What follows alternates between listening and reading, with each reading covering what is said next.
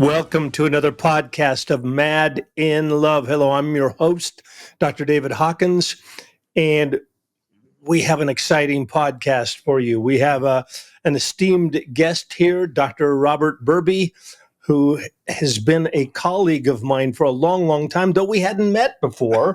But that doesn't mean we haven't been colleagues. We've been colleagues. We just didn't know we were colleagues.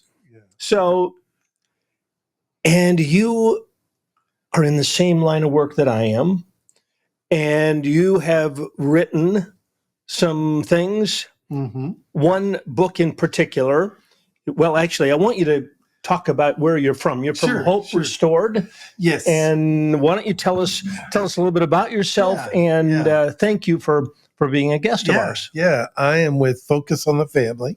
I've heard of them. Yes. Focus on the Family has a program called Hope Restored. Yeah. And Hope Restored is a intensive marital therapy program. We have 3 types of marital intensives. One is a group experience with 5 couples, 2 therapists over 4 days. We work all day long for 4 days with 5 couples. And then another experience is a 2.5 day, 1 couple experience with 2 therapists, work all day, 2 days, and then a half day. And then we have a third program called that is a 5 day, 1 couple experience, 3 full days and 2 half days. Dr. Burbee, I love this stuff, by the way. This is my heart beats for this kind of stuff. We do this as well. But how long have you been doing that kind of intensive? Well, my colleague, friend, and boss, Bob Paul. I know him. I know him. Bob and I were colleagues, 24 years ago at Evangel University. Do you like saying that? Sometimes I do, sometimes I don't. But anyway. Right, yeah. Yeah, and we got Bob first, and then I, pretty soon after, got involved with Gary Smalley's ministry. I've heard of that guy too. Smalley Relationship Center. Sure. And so in that effort, in that ministry, Gary's son Greg, Bob started doing intensive marital therapy. Yeah. And which was cutting edge still cutting edge. Yeah, I think so. It's still cutting edge. I mean, it's not the tried and true. It's for the chosen few, if I can say it like that. Yeah.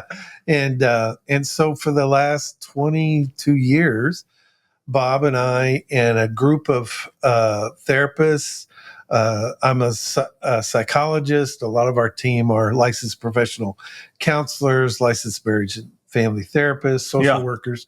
We've been developing a way of working with couples in distress that we've now captured and summarized in a book just released this last week by Tyndale Publishers, titled Restoring Hope, an Integrative Approach to Marital Therapy.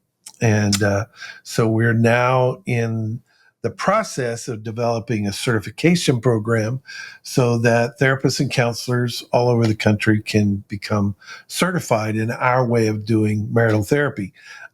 It's an approach that developed in doing intensive marital therapy, but it applies and works well in an office setting. And so we hope to build a community of marriage therapists that we can refer our clients after they've been through a Hope Restored intensive experience. We can refer them to folks throughout the country, and folks can refer to us. We now have 5 locations. Can you name them? Yes. Retreat centers. We have a retreat center in Branson. That's the original retreat center. We have a location in Greenfield, Michigan. Location just this last year, we secured locations in Wimberley, Texas area, Cave Creek, Arizona, and we have been partnering with the Wind-Shaped Marriage folks, the Cathy family, for many, many years, going back 20 plus years. And so we partner with them and use their facility on the Berry College campus in Rome, Georgia, just a little ways. Understood. Wow. And then and then the Focus on the Family Canada has a Hope Restored program as well. We trained their staff, and they have 3 locations that they're doing intensives as well. Carith Creek, which is outside Calgary, a location in Manitoba near Winnipeg, and just recently opened a location near Toronto. So, wow. Not counting the Canada folks, we have now, I can't really get my brain around this. We have served over 12,000 couples. Oh my goodness. Wow. In our program. We serve somewhere in the neighborhood of 2,400 couples a year. 2,400 couples a year. Yes, are coming through our program. My goodness. Yeah. So it's staggering to me. Yeah, those are staggering numbers, but the confidence that people have in you and your program is amazing. Yeah, and Hope Restored is easily accessible through the Focus on the Family website.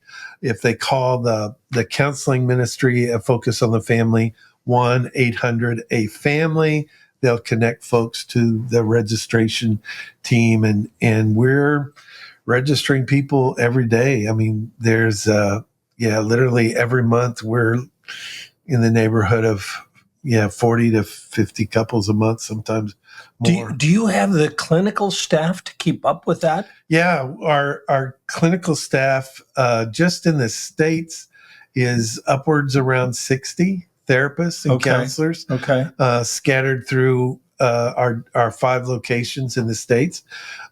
We have an employed team, so at each location there's a group of therapists who they're full-time with us. All they do is intensives and other projects like our research, our enrichment programs, training, things like that, aftercare.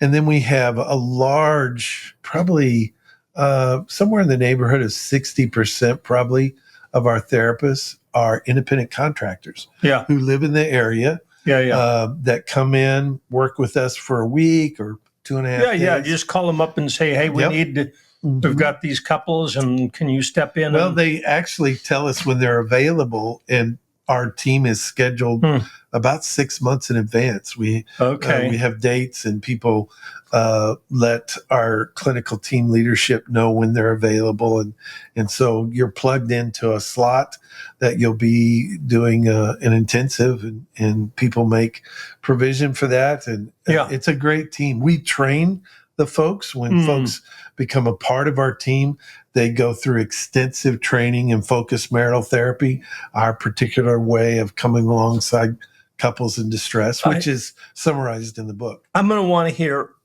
all about that, because that's cool. Again, that's where my heart beats. Sure. But to stay on focus here, what's the inspiration for the book? Why the book? Was it just because we're doing this so much, we ought to put it out, and we ought to have something that we can hand couples? And that's part of it. I'd say there are probably three primary motivations. The first is what you just mentioned. I think it's a ethical responsibility. Here's the tool. Look, you can read it ahead of time. You can come, and you'll be in our heads, so to speak. You'll know what we're going to focus on. I mean, we have books for couples who are coming.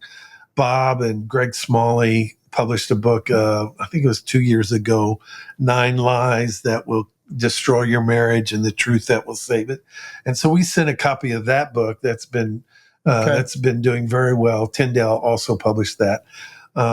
And so all the couples that come to a Hope Restored intensive get a copy of that book.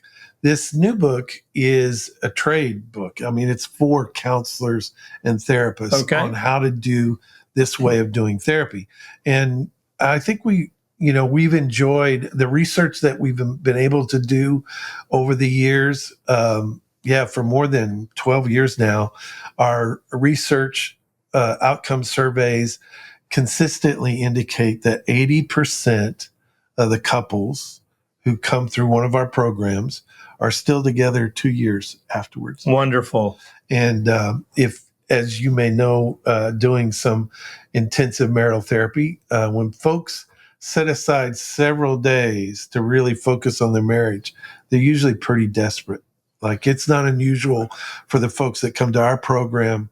They've already started divorce proceedings. Yeah, They've been desperate. separated for months. This is their Yep. last stop. Many of them have mental health issues like depression, anxiety, trauma issues, just a host of things that are complicating their ability to establish and enjoy all the blessing and fullness that God really intends for us in marriage. And so for us to kind of consistently have this this kind of response to the experience for couples, 80% or more, depending on the study you look at, are still together 2 years later, is very encouraging to us. What most people don't realize, even some mental health professionals haven't looked, the data on response to family couples therapy is really pretty positive. I think one study several years ago found that maybe as much as 70 to 75% of folks who actually go to marital therapy, go to family therapy, report having benefit from it. So that, I mean, in medicine, if you had a 75% chance of being better by following a certain procedure, most people are going to take that. I might throw a little cold water on this, Dr. Burbee, actually. So I've been doing this for 40 years. I know I don't look that old, but no, you don't. But I have. And I don't know if 80% of the folks that I've done couples counseling with would say, yeah, absolutely. Well done. It's the saved our. Of course, I have those stories. Right. But here's the cold water. Couples are complicated. There are, and I want you to speak to this.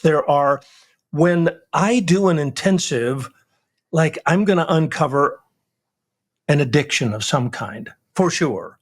I'm going to uncover pornography, sexual acting out. I'm going to uncover eating disorder. I'm going to uncover alcohol abuse. I'm going to uncover marijuana use. I'm going to uncover anger issues. I'm going to uncover characterological issues. That's a long word, characterological, but you know that personality word. Disorders. Personality disorders, passive aggressive, and then where my heart beats, you might or might not know this about us, we focus on narcissistic and emotional abuse. Yeah, it's been an interest of mine for many years. You get some real characters. Oh, yes. Tell me the secret sauce, sir. I am all ears. What is the unique aspect of Hope Restored? And what do you do when you get Jack and Jill? Right. And Jack is a passive-aggressive personality. That isn't really a personality, but you know what I mean. Yes. And Jill is codependent, and he's been acting anyway. Blah blah. I mean, when you kind of pull the layers off and you discover all this stuff, right. I mean, do you have some? I'm all. What's the secret sauce? Well, I would say there's some distinctive things about focused marital therapy. One is we're believers. We affirm and embrace the authority of Scripture. Kind of the general tenets of evangelical Christian theology. That's kind of the core of who we are. But it's not just integrating faith in what we do as therapists and counselors. It's also drawing on this, as you know, this rich tradition of theory and research about how to be helpful to people. And so in my case, in my training as a psychologist, I was heavily influenced by psychodynamic approaches, by the history of family therapy, cognitive behavior approaches. We now have emotional focus therapy, internal family systems therapy, narrative therapy. Well, we don't try to be... You just said a mouthful. Do you routinely weave in EFT and IFS? Everyone, he quoted internal family systems, Dr. Richard Schwartz and we have Dr. Sue Johnson. And Right. I mean, we have a diverse team, And all of those folks have got They've got their their specific training, they're bent. Okay. continuing education. And we have really been dedicated, and this is really a credit to our leader, founder, Bob Paul. Bob has always affirmed and really been passionate about the kind of core group of professionals that are working, that we want our approach to be dynamic. And if somebody learns something that's like powerful and meaningful and adds significant insight to being helpful to folks, we want to find a way to integrate it. Okay. And so we haven't tried to specifically borrow as much, Okay. but more had a real commitment, if you will, to being pragmatic. Really harkens back to the early days of family therapy. Salvador Minuchin. Right. Virginia Satir. Virginia Satir, Right. love her. All of those folks, they were not that, if you know the history of family therapy, they were not that focused on generating good theory. They weren't even that focused on doing research. They just wanted to find stuff that worked. Yeah, absolutely. So when they found really effective therapists like Milton Erickson or Nathan Ackerman, it's like, okay, what is that therapist doing that impacts people? Well, a similar kind of value has guided us over these 20 years. And so one of the things that I think is distinctive about us is we don't put the emphasis or the focus on intimate connection. When folks come, they often say, I want to be closer to my spouse, or I want to communicate better. And we'll say, we think there's something more important than that. Wow. And so we put the spotlight on what does it mean to be safe in your marriage? What does safety look like for you? This is a huge point in your book. Yes. Safety. Yep. Yeah.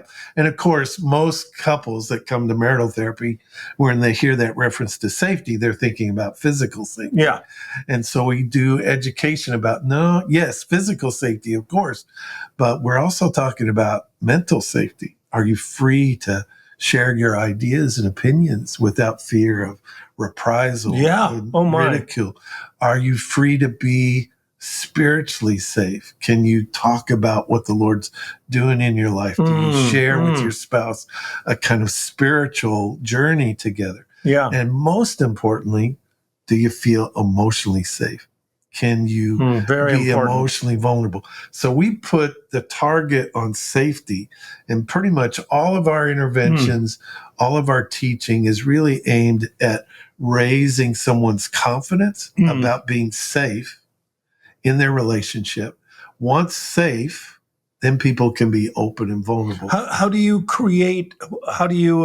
facilitate creating safety? Because all the things I just talked about, addiction, eating disorder, sexual acting out, alcohol, narcissism, emotional, all of those things create a lack of safety. Yes. Yeah. So then... Well, a big part of it is, first of all, helping people appreciate that feeling threatened, being afraid, being hurt, all sort of triggers reactive patterns and so forth. But beyond that, in terms of what's happening in therapy and the focused marital therapy approach, the relationship between the therapist and those individual spouses, their relationship, we really work hard in letting that be safe.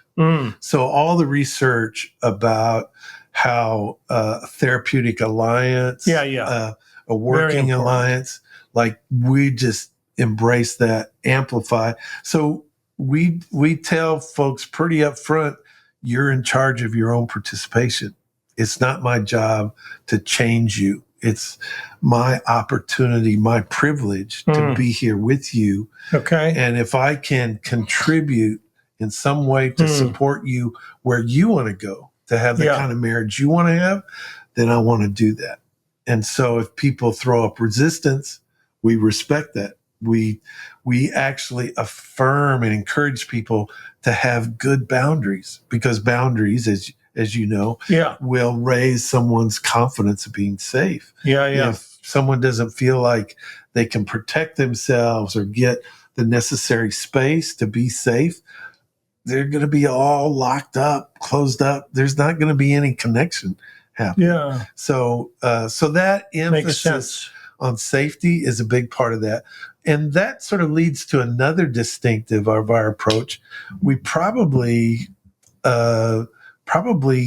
treat the individual spouses as much as we do the relationship, maybe in some ways more. Okay. So there's a heavy emphasis in our approach on personal health and integrity. I love that. Yeah.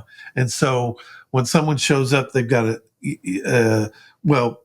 we screen folks ahead of time. And if there's evidence that they've got an active addiction, we'll recommend that they at least get started in treatment, if not finish some course of treatment for that addiction before they start an intensive. As you know, if someone's they're not really sober, you're not going to really make any progress in relationship therapy. So, but when things like trauma, we'll lean in and we'll do trauma interventions with individuals, not to the same extent, obviously, as would happen in an office practice where you have the advantage of working with someone over weeks and months, but in the sense of your story matters. Like, oh, I'm so sorry that happened to you. Yeah. Can we understand how that's impacting what it's like for you as a husband, as a wife? What do you see the effect of that being? What do you want to do with that now? So might you do individual therapy during this 3-day or 5-day intensive? Someone watching from the outside would see a very significant focus and attention to individuals, but it's in the presence of their spouse. Okay. And there's kind of continuous going back and forth of focus on the individual. How's it impacting the relationship? coupleship? And it happens in the context of the group. The group intensive experience is, I'm just so enthusiastic and passionate about what happens there. People find out that they're not alone. They experience the care. As hard as we've worked to develop this approach to helping couples in distress, I have to tell you that at the end of 4 days in a group marriage intensive, they're hugging each other and crying, and they will often say that the most meaningful thing that happened was what somebody else in the group said. Yep. Their connection with another couple, another husband, another wife. And it's just a beautiful thing to be a witness to. Yeah, I bet it is. And our approach helps create an environment where that can happen. And it's just fascinating to me. I don't think it's not, to be real honest, I don't think it's our organized approach as much as it is the presence of the Holy Spirit, the willingness of human beings. And when you have as many couples coming through as you do, you're learning, you've got iterations, you can debrief and go, that week. We always work in co-therapy teams. That week went better than last week. Why did it go better? Yeah. And why the couples this week really, what was it that was different? So I always have a co-therapist. Typically one therapist may be a bit more experienced than the other therapist. Okay. But it's co-therapy teams, and in the morning before the day starts, on breaks, at lunchtime, I and that co-therapist, we're processing like, what's going on? What are you seeing? How did that go? Why didn't that go better? Or, where do you think we ought to go this afternoon? I mean, there's lots of that collegial teamsmanship that I think what's powerful. That's one of the powerful elements of Hope Restored. We're confident that even in a solo office practice where it may not be practical to do co-therapy, the approach still will have a. So do you have a standard approach? I mean, is there a Yep, that's what the book's about. kind of a Restoring curriculum almost? Yep. Here's another distinctive. I think please. of our approach is we integrate psychoeducation with therapeutic processing. So as I know you probably appreciate, a lot of folks are struggling in their marriage because they don't know any better. Like they've got really bad notions and ideas and narratives that they're carrying in their head about what it means to be a husband. They're in each other's heads. They're violating boundaries right and left. They don't really have boundaries. Yeah. So we really are invested in educating people about what does a healthy marriage look like. We show them a diagram of this is what a healthy marriage looks like. And the diagram has a clear boundary around each spouse and an interactive space in the middle. Then it's all surrounded by the marriage covenant. And there's relationship with God for both spouses and the relationship, the marriage itself, pursuing a relationship with God. So then we teach them what does good self-care look like? What does it mean to be a healthy person? What does it mean to be a person of integrity? Yeah. What does good communication look like? And we give them a tool for solving problems and making decisions. So these are like teaching elements. And ideally, when it's working at its best, we're like seamlessly weaving between teaching a principle or a tool, how to use that tool, and how does that land on you? How does that feel? Yeah. What would it mean if you were to, like, one of our core principles is something we call a no losers policy, that in marriage, husband and wife wear the same jersey. Right.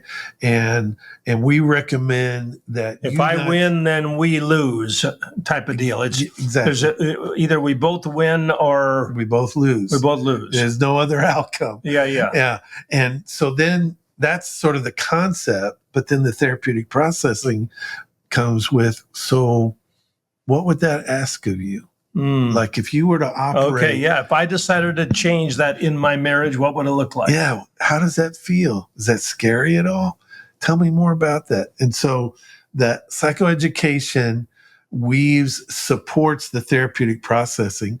We are decidedly and philosophically, culture-wise committed to therapeutic processing as a priority over information psychoeducation. Okay. But and there are even some intensive, depending on what the couple presents, where some of our core concepts we don't even get to. Some of our tools we don't get to because you were in the therapy. moment. We're doing therapy, connecting with a couple. Yeah. So that commitment, there's kind of a healthy tension there because some therapists really want to rely on teaching and we challenge our teams. Yeah, the teaching's important, but that's secondary to this couple experiencing you caring about them, experiencing that their concerns, their issues are being heard, attended to, processed. Yeah. So that kind of mixture of psychoeducation and therapeutic processing is another distinctive of our approach. What would you speak to the idea of an intensive versus the once a week couples counseling and the distinction between the two? And a lot of folks have tried the 1 hour a week counseling and just you've heard it. The stories are, we go in once a week and we get the Band-Aid ripped off and then we're bleeding and then it's time to go. Then the therapist says time to go, and we leave and we really haven't practiced new skills. We're Yeah. Well, I think as a team, as a culture, we really see ourselves not as an alternative to office therapy, but more as an adjunct. I think a medical analogy applies. If you go see your primary healthcare provider and you've got some issue that yeah, you maybe need surgery or you need some kind of physical therapy. Medical doctors don't hesitate to refer to a To a specialist. specialist, or maybe even going to the Mayo Clinic if it's a big deal. Like, that's Yeah. not a failure of the community-based stuff, but hey, you need the Mayo Clinic. Right. So we sort of see ourselves as that surgeon. Even Mayo Clinic is a high aspiration there, but yeah, that you as a local therapist, you're stuck. You recognize this couple needs some kind of intensive intervention to get things going. So we're able to make a lot of progress in a short amount of time, send them back to you and you continue the work every other week, weekly, monthly, whatever the process is. And the experience with us is more surgical. It's more intensive intervention to kind of get whatever the impasse is, to kind of get that loosened up. I don't like to think of our Hope Restored program as an alternative to office therapy. Yeah, it's good. Because I did a lot of out of office therapy for many years in my career before I began doing intensives. I love doing intensives. That's the only kind of therapy I do now, has been for many, many years. But there's stuff that happens that gets tracked, monitored, and nurtured over the course of time. We can't replicate that in an intensive.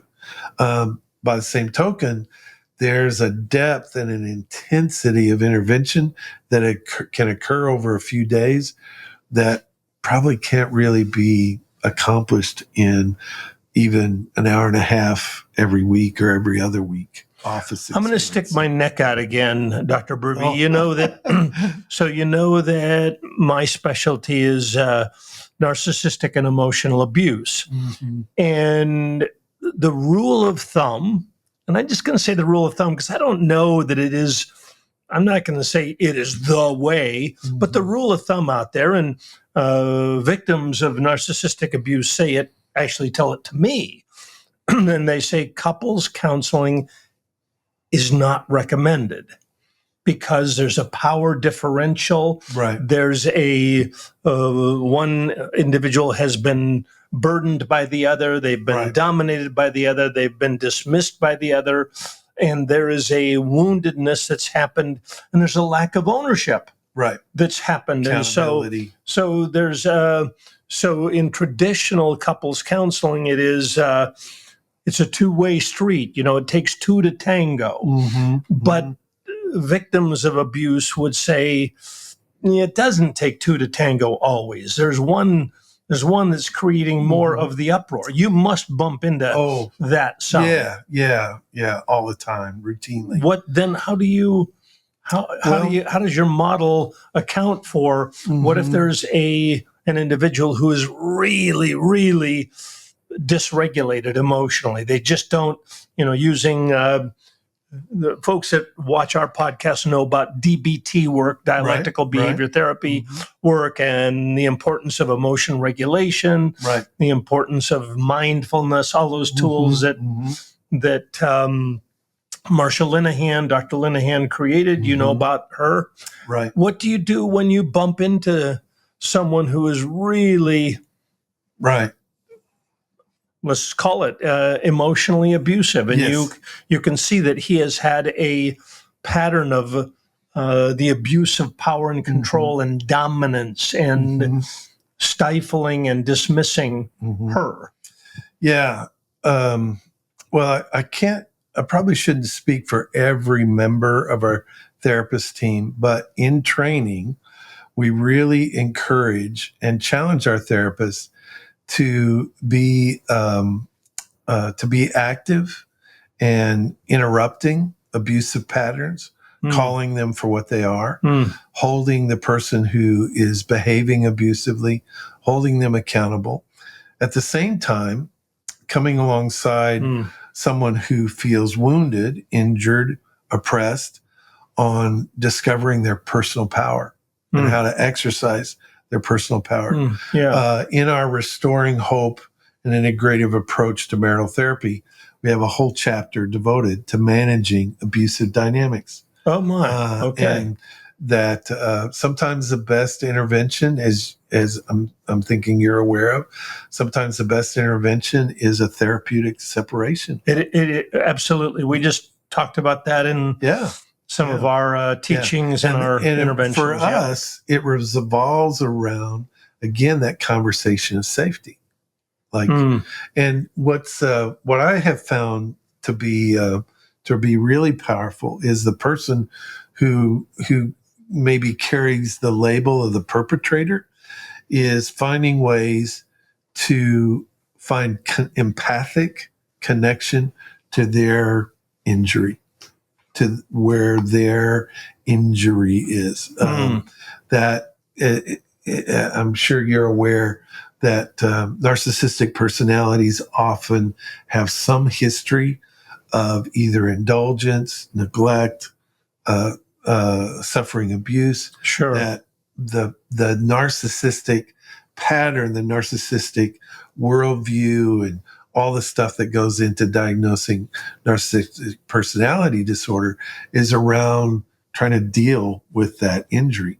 So it's been fascinating to watch when someone who uses control, which is ultimately the aim of all abuse, right, is to gain greater control, because they're scared, because they're hurt. Exactly. Yep. And so when a therapist, like one of our team, when a therapist, a focused marriage therapist, identifies, buddy, you're scared. You're not fooling me. You're carrying a truckload of hurt. Yeah. And I don't know if anybody has really noticed that about you, but I do, and I care about it. And I'd like to help you find a way to find some And healing. he's creating more harm by the way that he's coping. Look, you're pushing her away, and she's going to leave you, and you're going to end up being the very thing you fear. You're ensuring you're going to be really, really hurting. Yeah. You think you're hurting now, you're going to hurt. So the emphasis on safety, right, sort of creates this conversation, whether it's reacting to someone who's being controlling, abusive, or the controller abusive, is like, this is all about you don't feel safe. And you somehow have told yourself, if you can control your spouse, then they'll feel safe. It's not, I mean, play Dr. Phil. How is that working for you? Yeah. Right? And there's a different way, and I can point that out to you if you're open to it. And so the conversation about safety, once people understand how critical safety is, their awareness of their own behavior and how it makes it unsafe, not just for their spouse, but for themselves. Yeah. Do you teach them? This is fascinating. Do you teach each person how to create safety for themselves first? Do you also teach them how to help create safety for your mate? Like it's not your responsibility, but you could do something very loving here. Yes. We will use the metaphor of the human heart. The human heart, we like to say, is indescribably valuable and terribly vulnerable. Yeah. And Proverbs 4:23 is a signature verse that kind of gets referenced. Guard your heart. Is that guard your heart? For it's a wellspring of life. Right. So I've got a responsibility. God expects me as a grown-up to guard my heart, to nurture my heart.